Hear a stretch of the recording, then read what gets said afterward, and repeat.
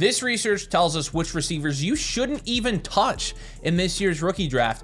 And sometimes it's not that simple. Sometimes stats aren't everything. Film is definitely a big part of it. You have to balance film. You have to balance analytics. We talked about this a lot.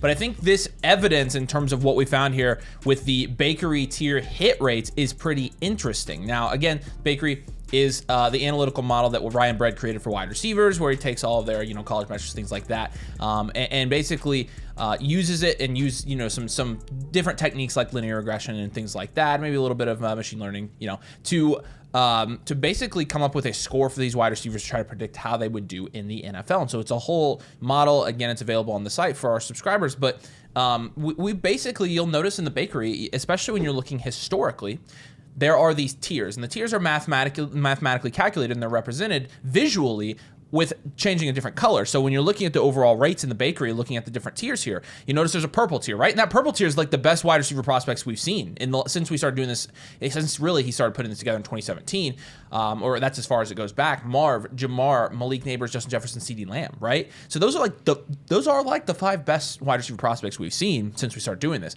JSN, London, Moore, AJ Brown, and Garrett Wilson in that second tier, the blue tier there. But you'll notice again, there's about 7 tiers in here, and really 8 if you count the tier at the bottom. Most of the fantasy relevant guys come from like the really mostly the top 3 tiers, and then you start picking out some in the next 4 tiers. Well, interestingly enough, this tells us a lot about how strong this wide receiver class is this year, because when you're looking historically at where these receivers have fallen, usually you have at least 1 or 2 in this purple or blue tier here at the tier 1 or 2. And this year, it's weird. We came out and we said earlier, like, hey, Tet McMillan could easily be in this blue tier, and the hit rate's very good here.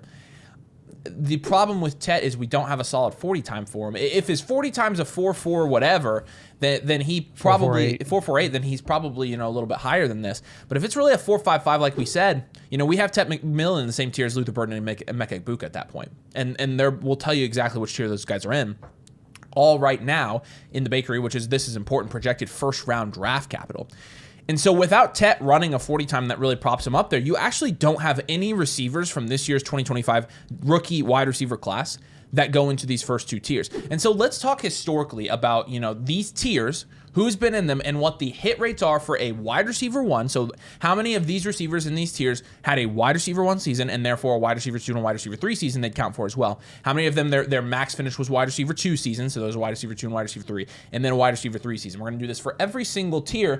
We'll talk about historically who fell in these tiers, what kind of draft capital they had, what the hit rates were, and then we'll look at this class, and we're going to be able to tell you, again, with some confidence, some of the guys that we just won't be targeting in this year's rookie draft, no matter what draft capital they get, because we're already accounting for that here in our hypothetical scenario. So let's talk about the first tier. Again, these are the 5 best wide receiver prospects that we've seen in recent years. And as you can imagine, we aren't including necessarily the 2024 guys in these hit rates yet, because most of these guys, they've only played 1 year. It's an extremely small sample size, but even including them in tier 1, all of them have been wide receiver 1s besides Marvin Harrison Jr. All of them have been wide receiver 2s besides Marvin Harrison Jr. All of them have been wide receiver 3s. And when Marv is inevitably a wide receiver 1, you are going to see that continue to have a 100% hit rate. 100% wide receiver 1 hit rate. The guys in the tier 1, in the purple tier, are wide receiver 1s, no question about it. Let's go to tier 2. Yeah, so tier 2, you've got really the same story as tier 1, actually. JSN, London, DJ Moore, AJ Brown, Garrett Wilson, all included in this tier. The only guy with second round draft capital was AJ Brown. You know how that worked out. Has a 100% hit rate from a wide receiver 1, wide receiver 2, wide receiver 3 perspective. Every single one of these guys has finished exactly how you expected them to finish, and all of them pretty dang consistently as well. I think you look at every single one of these players, and with JSN really coming on his second year in 2024, you're looking at this range being just as reliable as that top tier. At tier 3, you go down, and honestly, tier 3's hit rate, and you have, I think, 19 receivers in this tier historically, including, that's not including the 3 that are projected to be there this year. But last year, BTJ, Rome Odunze, Xavier Worthy. And most of the guys in this tier, again, have first-round draft capital. Juju Smith-Schuster, George Pickens, DK Metcalf, and T. Higgins were the exceptions to that. And, You'll notice T. Higgins at the very top of this tier with second round draft capital. It should have told you with first round draft capital, T. Higgins is in that blue tier. Well, we probably should have known T. Higgins is pretty freaking good, right? These other guys down here, though, I mean, all the second round guys tend to hit here at some point because, and we're talking about hits, really you can categorize this a couple different ways because we're talking about production hits right now.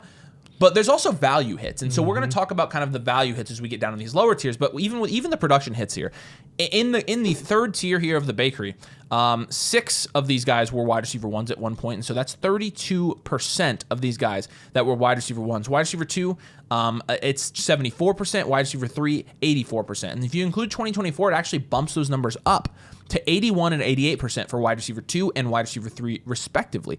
And so this green tier actually does present a fair amount of evidence. If you're in this green tier, you know, you're talking your floor, your absolute floor is probably a wide receiver 3, but really, I mean, 81%, I would go as far as saying your floor here is a wide receiver 2, and that's pretty good for the green tier. That's very good, especially when you're considering, really like just think about it. Think of some of these guys, Rome Odunze and Xavier Worthy. What happened to their value after 2024, despite not finishing as wide receiver 2s? Whoop.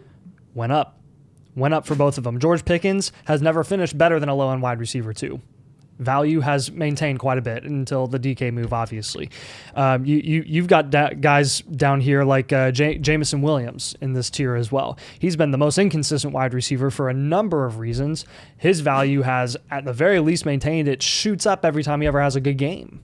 So I think when you're looking at this tier, you really can't go wrong. And I think this is really, really applicable to this year's class at the wide receiver position because you've got upwards of 3-4 wide receivers that are going to be going in this tier. Actually 3. You've got Burden, Tet, and Igbuka. They're pretty much, in our opinion, they're a sure thing, locked in. Every single one of those guys we're incredibly confident are going to go in the first round. The only potential faller really in our eyes is Igbuka, who could maybe fall to the second round.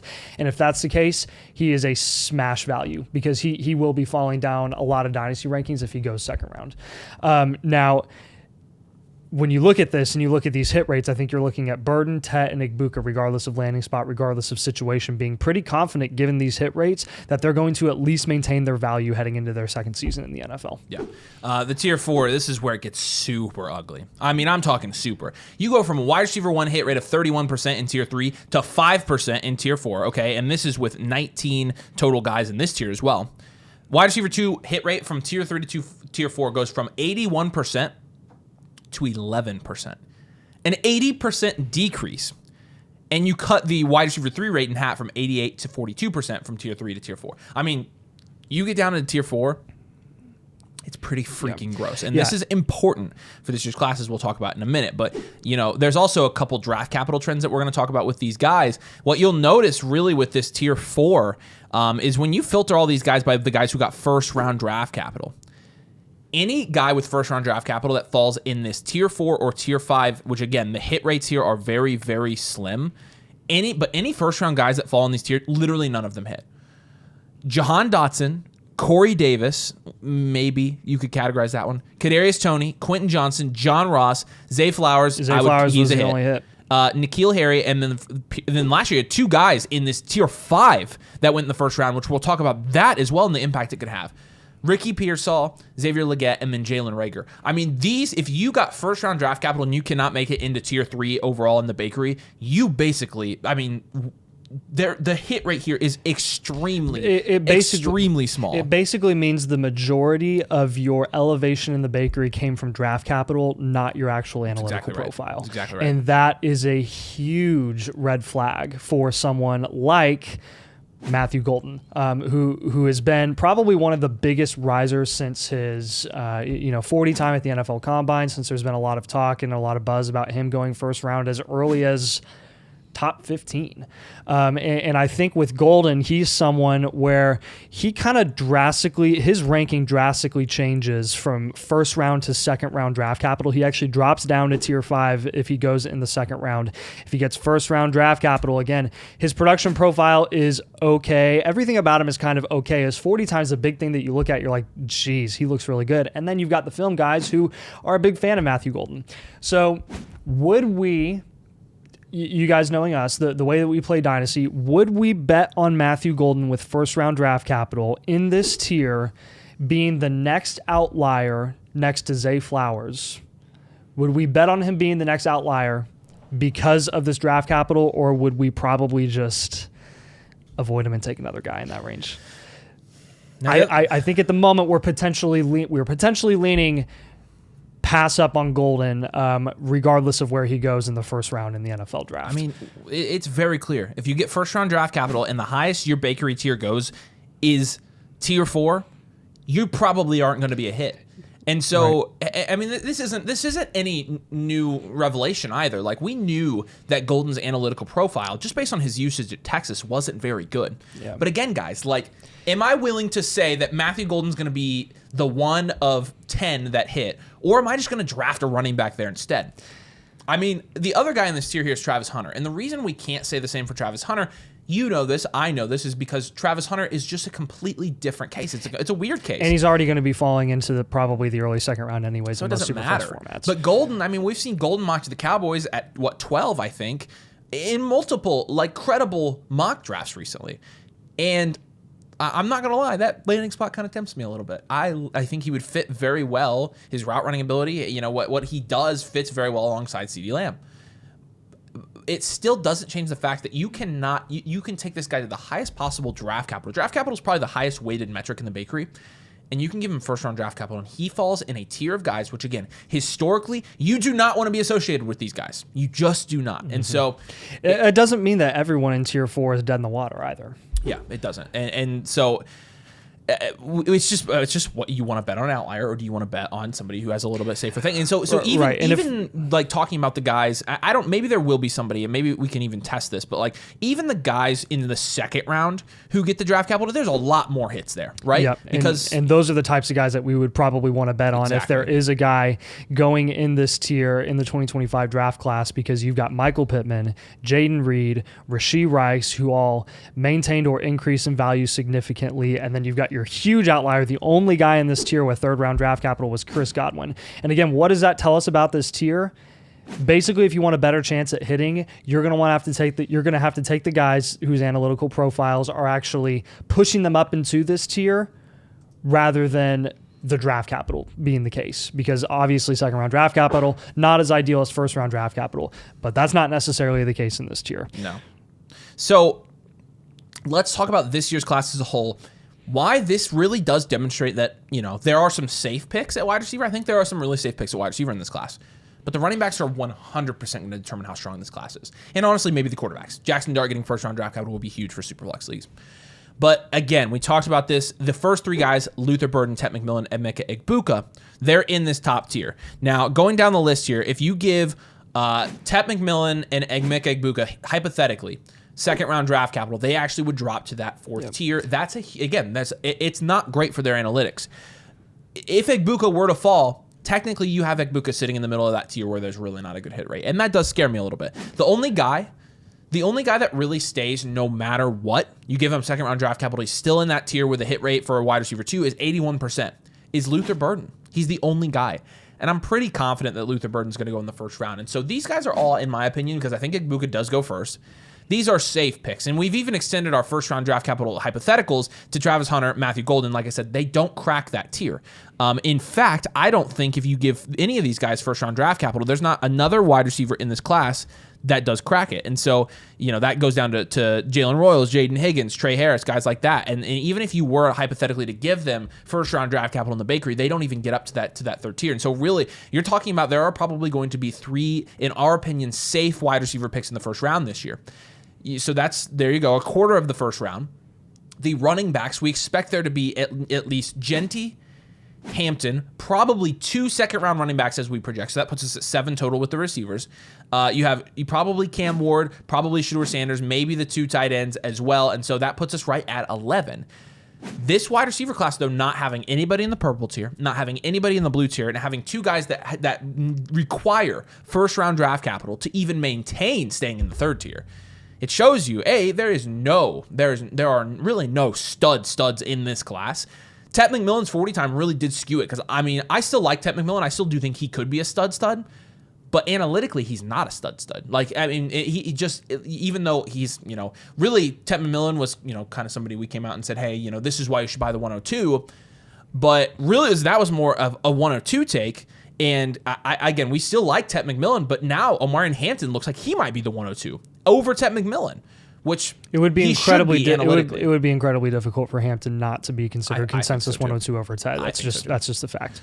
So you have those guys, and then we talk about these guys here in the second tier. Now you'll notice, and I want to just give let's thought experiment here.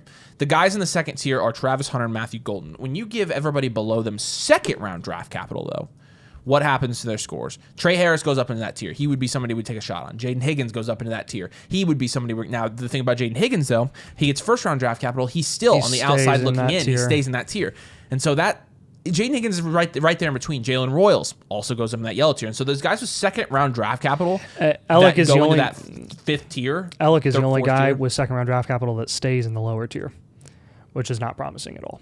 But no, it's not good. And honestly, Dante Thornton, we have him at no draft. I have him at undrafted, and he's a tier 5 guy. If you give him third round draft capital, he's in the yellow tier. So you want to talk about somebody that's interesting, Dante Thornton Jr. out of Tennessee, who really didn't get a ton of volume this year, but when you're looking, he was still efficient with the volume he did get. The problem was, again, the dominator rating is well below almost everybody else around him in the bakery. But you want to talk about somebody who's a sleeper? Dante Thornton Jr. analytically is probably the number 1 sleeper in this class. Yep. Because you cannot keep him out of these top tiers in the bakery if you give him any sort of respectable draft capital. Again, this is me projecting him at third round. You give him second round, and he's up there in the tier with Burden and McMillan. Like, again, this is why you use film to balance your opinions. We're not saying that's where Thornton should go, but it is just interesting how you can use this, you can toggle the draft capital in the bakery and kind of figure out maybe who you should be taking shots on and who you shouldn't. And so, again, we talk about, Hunter and Golden right now, but especially zeroing in on Matthew Golden. Right now, I do not see any good argument for taking shots on Matthew Golden. Because he's the one that's being elevated significantly at price in Dynasty Fantasy Football. You can talk about all the guys below here, like Higgins we like, Alec I really like. These are all guys that really analytically don't have that great a chance. They don't have the best chance, that's for sure, at hitting with higher draft capital, but it's specifically Golden. Like, he really is kind of the face of this video, and we're not trying to be haters on Golden or anything like that. I think his film is fine. But again, this is why we like to balance film and analytics. This is why we like to balance draft capital and film and analytics, because if you just look at the film, A.D. Mitchell should be the best wide receiver in the NFL, right? And he's not. And we knew that he wasn't going to be because his analytical profile wasn't good enough. And he was always being elevated because of that. And then the draft capital didn't even follow. Matthew Golden is nowhere near a guarantee. And this is just with projected first-round draft capital. This is a key strategy point, I think, for your rookie drafts. When you're looking at the difference between the Tier 4 and Tier 5 hit rates, actually, there have been more wide receiver 1 hits out of Tier 5 than there have been of Tier 4 since 2017. Yeah. When you're looking at the wide receiver 2 hit rates, there have been twice as many wide receiver 2 hits in Tier 5. Actually, more than that. That's rate is twice as much. Nuts. Two players in Tier 4 have been wide receiver 2 hits. 9 of them in Tier 5 have been. So actually, when you're talking about even relative, because there are twice as many players in Tier 5 as there are Tier 4 historically in the bakery, even relatively, you're talking about double the chance that they would be a wide receiver 2, draft him in Tier 5. So at minimum, you have the same chance of a player being a wide receiver 2, drafting him in that tier, but actually you have a better chance analytically. And so why would you draft Matthew Golden when you can get Jaden Higgins with third-round draft capital, or Alec Ironmanner with third-round draft capital, and have the same chance of them being a wide receiver 2 or a wide receiver 3? So from a strategy standpoint, what this tells me is what I'm going to be doing in my rookie drafts is if the best available wide receiver is Matthew Golden, but I know I can get Jalen Royals in the second round and he's in this fifth tier in the bakery, I'm going to be looking historically and be like, I have a better shot with Royals and I can get him around cheaper. I'll take a running back here with a much higher hit rate. And so to me, this Tier 5, again, really none of these guys in Tier 5 right now, we have them projected first-round draft capital. They're all projected third-round draft capital, with the exception of Alec Ironmanner's second-round draft capital, which, again, third-round draft capital for him drops him a tier below. There's really no way to twist the fact that his metrics don't look very good. Yeah, no, he just analytically, he doesn't have a great profile. Nope. You know, the rest of the guys though, they all have round 3 draft capital. It's just there's so many wide receivers I feel like this year in the in between, like they're in between tiers, and all it takes is a little bump in draft capital. And so like really we're not going to know until we have the final draft capital numbers for all these guys. But I think it does speak to across the board this year a weaker wide receiver class. Yeah, weaker wide receiver class. And again, if you see a skyrocketer at the wide receiver position in this 2025 rookie class, I would be very, very hesitant to heavily invest in that guy if their name is not Luther Burden, Tet McMillan, or Emeka Egbuka. And it's just going to be interesting, again, because what you've seen, even in the last couple of years, and we talked about this a little bit at the beginning of the video, but I want to bring it back. When you're looking at the guys with first-round draft capital that have been ranked pretty low in the bakery, last year, there were 2 wide receivers last year that got first-round draft capital that were in the 5th tier in the bakery, Ricky Pearsall and Xavier Legette. But it's happening more and more now. You're going to see more of these prospects that have tier 5, bakery scores go in the first round. And the reason for that is, number one, the wide receiver market has shifted so far that teams are willing to spend a late first on a wide receiver, even if the wide receiver may not have a role that will be conducive for fantasy football purposes. And so you have to keep that in mind. And we were making that mistake a little bit with Pearsall and Legette last year, even though they were going in the early second. Going in the early second last year was actually pretty impressive because of how deep the class was. Where in reality, what we probably should do, in fact, for example, for this to happen this year, it would have to be, for example, Jack Besh or Isaiah Bond. Actually, Isaiah Bond jumps quite a bit. Jack Besh is the perfect example of this. The equivalent this year of what happened for Pearsall and Legette last year in terms of their bakery score being propped up by first-round draft capital would be like Jack Besh getting first-round draft capital this year. It would take him up to that 5th tier.